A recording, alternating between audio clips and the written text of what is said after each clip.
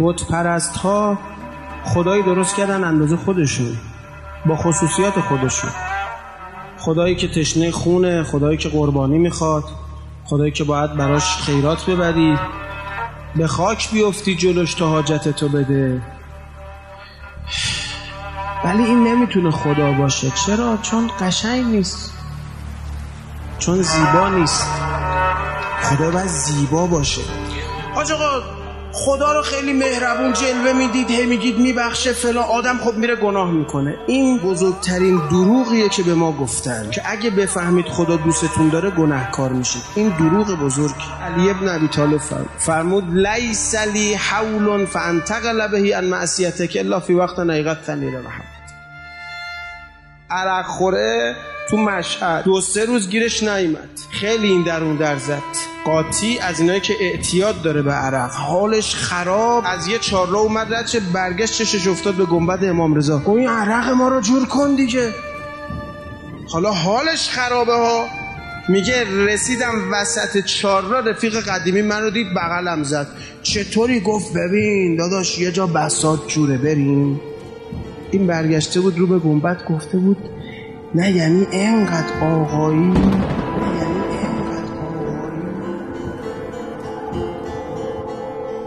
رفیقش گفته بود بریم، گفته بود برو من کجا بیام. رفته بود سمت حرم، گریه زاری تموم شد، کلن گذاشت کنار. اینجا فهمید نه بابا اینا خیلی آقان. اینا کیان؟ اینا همونیان که امیرالمومنین فرمود ما 70 برابر یعقوب یوسف شما رو دوست داریم و خدا 70 برابر من علی شما رو دوست داره. اینا نماینده اون خدا. راه اینه. کلا سر خودمون گذاشتیم با این شلوغ بازی ها. این خدایی که ما داریم خدا نیست، چون قشنگ نیست. خدایی که با یه چماق وایستاده اونجا میگه آقا چوب خدا صدا نداره ها. تو اول ثابت کن چوب داره، بعد راجع به صداش و بی صدایش با هم صحبت کن. آقا دینه، بشین یه ذره فکر کن من با چه خدایی طرفم. خدا قرآن چجوری نازل کرده؟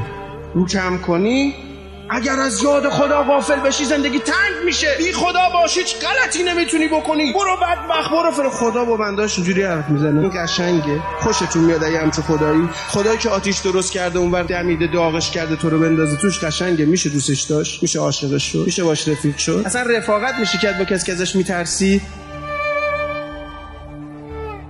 یا آدمه که تکون بخوری میزنه تو دهنه، قدرت داره، بازو داره 3 برابر دور کمر من، هیچکی هم حریفش نی، پارتیش هم کلوف، هیچکی باهاش کار نداره. بعد کافیه فقط یه دروغ بگی، یه سنگ 1 تونی میزنه تو سرت. میشه اینو دوست داشت؟ کی اگه جلاد خوشش میاد؟ بابا این خدایی که درست کردی جلاده. میگه 100 سال از موهاش تو جهنم آویزونش میکنه. بعد یک آب چرک و خون جوشیده میدن میخوره، به جا آب هر وقت بگه تشنمه. بعد این بدنشو هضم میکنه، از پشتش میریزه بیرون. ستونهای آتش از تو گوشش میره، از تو دهنش میاد بیرون. اینه. خب این خدا قشنگه؟ دوست داشتنیه؟ بعد من از شما سلام کنم، یعنی واقعا منطقیه یه همچی حرفی؟ بعد یک روز اونجا برابر حداقل 50 سال دنیاست. این حرفا منطقیه؟ یعنی طرفو صدها سال، 1000 سال طرف اونجا عذاب میده. شما یه همچین خدایی میشناسید؟ معلومه که این قشنگ نیست، معلومه که نمیتونه اینجوری باشه. بابا این علی ابن ابی طالب کجای محشره؟ من میگم آقا تشنمه، میگه 50 سال دیگه به داد میدم. کو بس اون علی که تو تابستون تو کوفه مدینه آفتاب طرف میگه چسبیده بود به دیوار، یه ذره سایه رو سرش بود، همینجوری عرق می‌ریخت. گفتم آقا سر زور تو خیابون چیکار می‌کنی؟ گفت از صبح تا حالا 2-3 نفر میدونستم گرفتارن، رفتم کمک. اینجا وایسادم کسی کمک میخواد برم کمکش کنم. این آینه خداست. این وایساده تو آفتاب گرم ببینه کی کار داره کارشو انجام بده. اینا میگن تو اون دنیا تشنته، میگه آب بد نمیدن. من نمیتونم این چیزا رو قبول کنم. خدا تو کجایی که 50 سال بندت تشنه شه؟ این چه خدایی آخه؟ اینی که اینجا میگه با اونی که میگه این خیلی متفاوت شد. میگه احکم الحاکمین و اکرم الاکرمین، ستار العیوب، غفار الذنوب، علام الغیوب، تستر الذنب بکرمک و تؤخر العقوبة بحلمک. عقوبتو به تأخیر میندازه. مگه تو کمیل نیست؟ کم من فادهم من البلاء اقل، چقدر بلا خودت برا خودت درست کردی، خدا دفع میکنه از تو. پس اون خدای کجاست روز قیامت؟ قیامتی که بعضیا میگن و یدعونی الی قلة الحیاء سترک علیه. میدونی چی شد باعث شد من بی حیایی کنم؟ بس تو میپوشونی عیبا رو. مدلت اینجوریه. آقا تو دنیا فقط اینجوریه عزیزم. خدا مگه کریم نی؟ مگه این صفتو نداره؟ کریم نمیتونه نبخشه. میدونید کی نمیتونه ببخشه؟ میگه تو قیامت همه رو جمع میکنه خدا، پرده ها میره کنار دیگه، هر کی جلو چشم خودش. پرده جلو چشم من میره، عیب خودم رو میبینم. معلوم نیست من بتونم عیب تو رو ببینم، خدا سترالعیوبه. پرده میره کنار، من عیوب خودم رو میبینم. خوبه؟ خب همه میبینیم که چه کار کردیم، چقدر به خدا بدهکاریم. بعد خدا میگه خب میبینید چه خبره؟ میگه به یه شرط حاضرم همتون رو ببخش. همتون با هم برید تو بهشت. خب خدا چیکار کنیم؟ میگه هیچی، همتون بیاد همدیگه رو ببخشید منم میبخشم. روایت میگه حاضر نمیشن همدیگه رو ببخشن. اونی که حاضر نیست ببخشه مایی نه خدا. چرا گردن خدا انداختن؟ چون خودشون اهل بخشش نیستن، یه خدایی درست کردن که نمیبخشه. ما مرد نیستیم علی رو معرفی کنیم، چون برای خودمون بد میشه.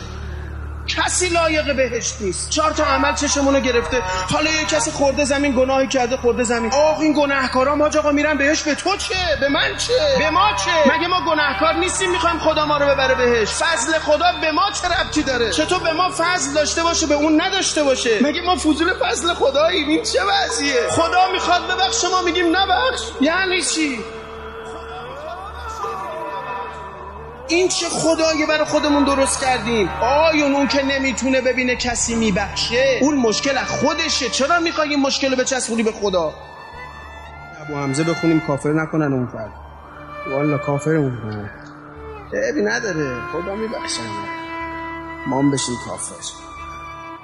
هی داده میگه الهی و سیدی و عزتک و جلالک لئن طالبتنی بذنوبی لاطالبنک بعفوک. خدایا اگه یقمو بگیری بگی گناه کردی یقتو میگیری. میگم چرا نبخشید؟ وایساده بودی لیاقت منو ببینی. من کجا لیاقت داشتم؟ من که گفتم لیاقت ندارم. اگه بخوای منو مؤاخذه بکنی به خاطر پستیام، منم مؤاخذت میکنم، میگم کو کرمت، چی ما رو رسوا کردی؟ منو ببر جهنم. انقدر حسین میکنم اونجا. آقا نمیذارن کسی حرف بزنه. چرند این حرفا. دهنت بازه، میذارن حرف بزنه. بعد من میخوام ببینم میشه وسط جهنم گفت حسین رو تو آتش موند؟ اگه میشه گفت پس معلومه ما امام حسین رو نشناختیم.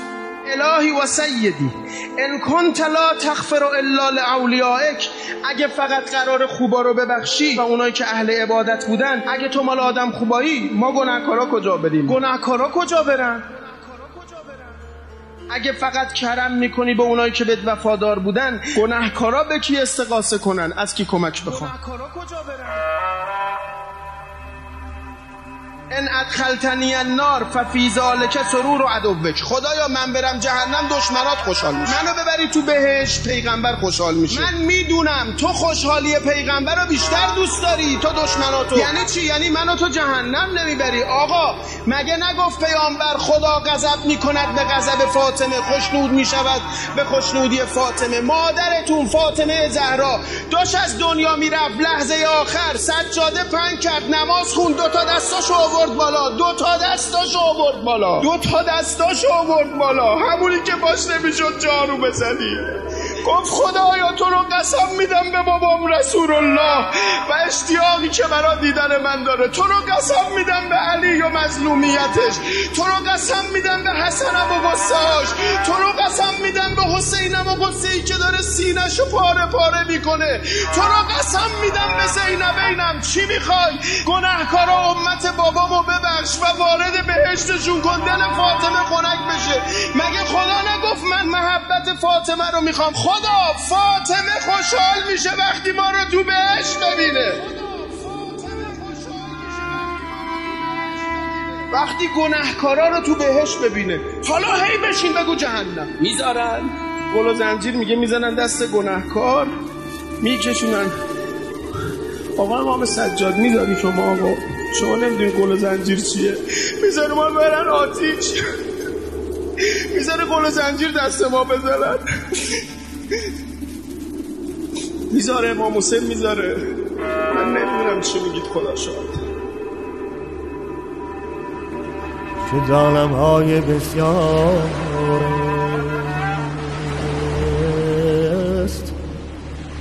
که جانم های بسیار است، لیکن من نمیدانم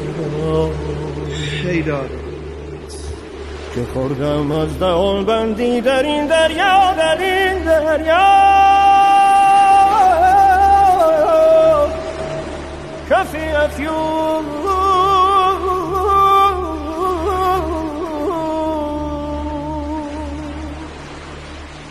بیدار باش .net